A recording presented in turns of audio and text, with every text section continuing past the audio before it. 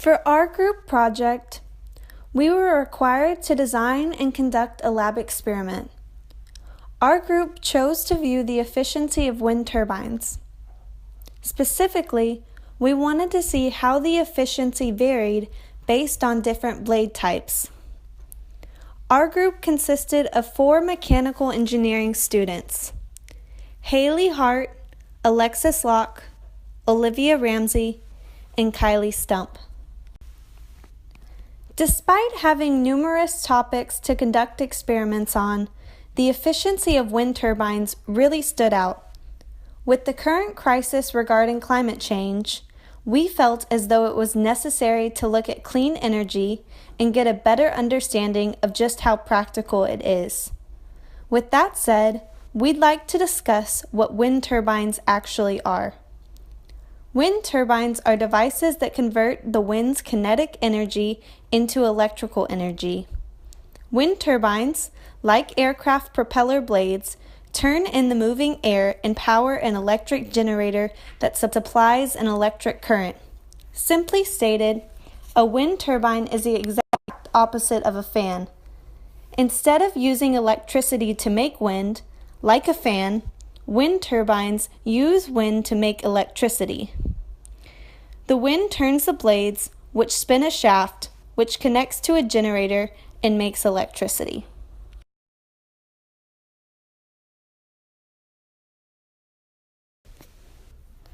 There were multiple aims of this project in our chosen topic. First, in conducting this experiment, we wanted to familiarize ourselves and others with the functionality of wind turbines.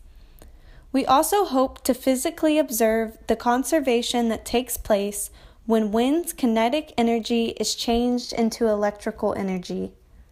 Lastly, we were interested in seeing the effects of the various blade types on the turbine's efficiency.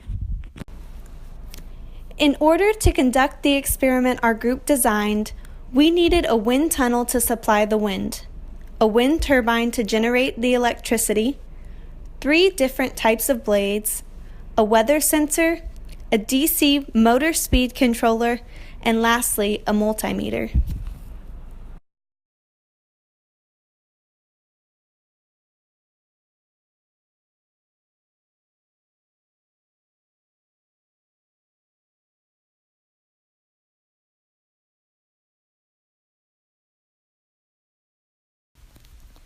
Table 1 displays the results of our experiment.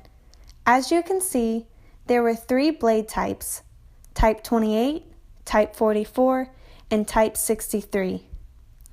Each of them had a different radius, which in turn affected the sweep area of the turbine. Resistance remained constant throughout the experiment, while the velocity was steadily increased. The voltage for each setup was recorded.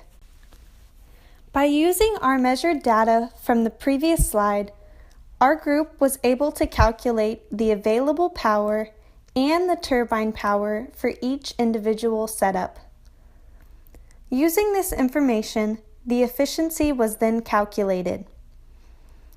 The highest efficiency observed was about 32%, while the lowest efficiency observed was close to 11%.